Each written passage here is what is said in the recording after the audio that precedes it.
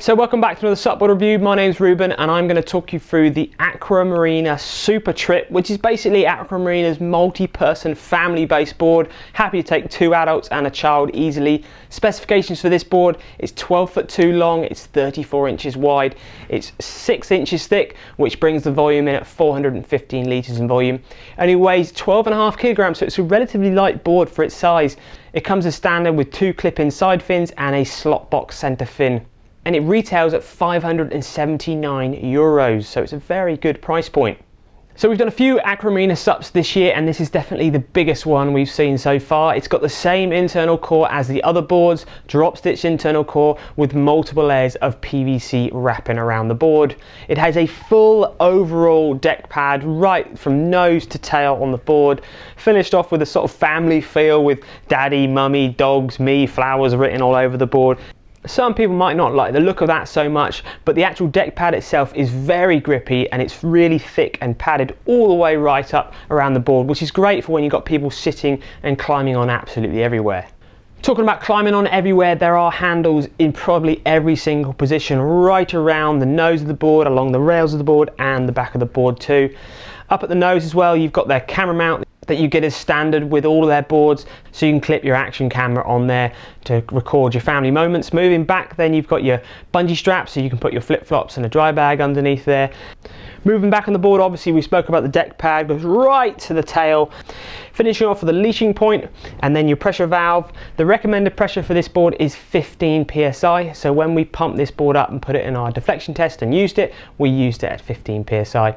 Now remember, our deflection test, which is where we measure the bend or the drop of the board, so we measure how much it drops with a weight on it. We put it on a gap of 1.5 meters apart with a weight of 75 kilograms in the center, and it dropped 23 millimeters. So it's definitely not one of the stiffest 6-inch 6 boards we've tested so far, but I have to say, when we're paddling it, and definitely when you're weighing it about with 2 or 3 people in different parts of the board, it doesn't actually flex or feel like it flexes so much, which you would have thought it would do at 23 millimeters in drop. So it's a very stable, stiff board on the water. Another reason it's really stable is because of the large square area at the back of the board that offers you a huge amount of stability.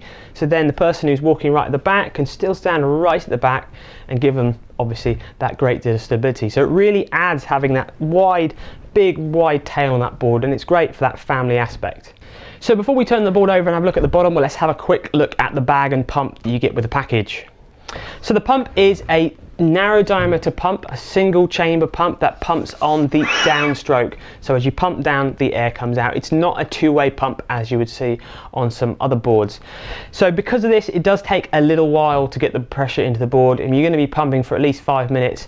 But it is easy to get the pressure in the board with the size of the chamber that it is. So it does take a little while to pump up, but you can get 15 psi and it's absolutely fine. It's got a built-in pressure gauge at the top there, and it's a relatively lightweight pump, so if you're walking down to the beach, it's not going to weigh you down. Now the bag it comes with is the same bag as the other Aqua Marina boards we've tested. It has the foldable sort of open stuff sack system where you can fold it right out, roll your board up, clip your board in, and then fold the bag back up around your board. We said it in other videos, it's a very easy system to use. This is the lightweight, strip back, just roll it up, put it in the back of your car. It's not going to keep your car dry, the water's going to come out of the holes, but it does protect your paddleboard, and you can carry it because it has still got a simple backpack system on the back as well. Turning the board over and looking at the bottom of the board is a really nice rocker line shape, which is the curve from front to back. It's got a small amount of rocker at the nose there, and it's flat all the way to the tail, which is great for general paddling speed and stability and going in a straight line. So looking at the fin setup, it comes with a center slot box fin, which we've done on a lot of other board reviews, and a lot of other main brands have that same system. And it's got 2 side clip-in side fins. Personally, they're a little bit cheaper. They're not my favorite sort of side fin, but they do offer you a large amount of area overall, which gets you going in a straight line very easy. So with that overall area of all those fins, paddling in a straight line on your own or with other people and lots of weight on the front, the board still tracks and goes in a straight line very easy, which is a big thumbs up for a family board. So what's the Aqua Marina Super Trip like to paddle on the water? Well, the one thing I'm going to say is it's very easy. Because of the fin setup, because of the large area of the board, the square, nice big tail at the back there, incredibly easy to paddle, very easy to put a large amount of weight on it, 2 kids, 3 kids, dog, you know, any sort of combination you can imagine of a family or multiple people on this board. It's probably not going to really want to take any more than 2 adults plus a child really overall weight, but it really is comfortable at doing that. And actually, because it's not too wide, it's 34 inches wide, which is the same width as some sort of one-person boards, it does paddle all right at generating speed too. So it's a relatively fast board, very stable and very easy to use. And also, being 12.2 long opposed to sort of 14 foot, 15 foot, 16 foot as some of the other multi-person boards are, it is actually quite easy to move around. It's quite light for 2 of you to walk down the beach and go out and have fun too. So it's not a really bulky, cumbersome board that you wouldn't want to bother pumping up or getting it down the beach. Obviously, performance-wise, this board isn't really designed for that. It's just designed to get lots of people on the water over a day and have a lot of fun on a paddleboard. So to conclude with pros and cons and value for money, well, pros is it, as I've just said, it's a great shape board for multiple people, family users, and it's so stable and easy to paddle in a straight line. Really like the fun factor of it. Another pro is got to be the price point. At 579 euros, you get an incredible amount of board for the money, and the construction and the way the board is made and the finish of the board really does not come out like a cheap board like that. And cons, well, there are a few negatives to this board.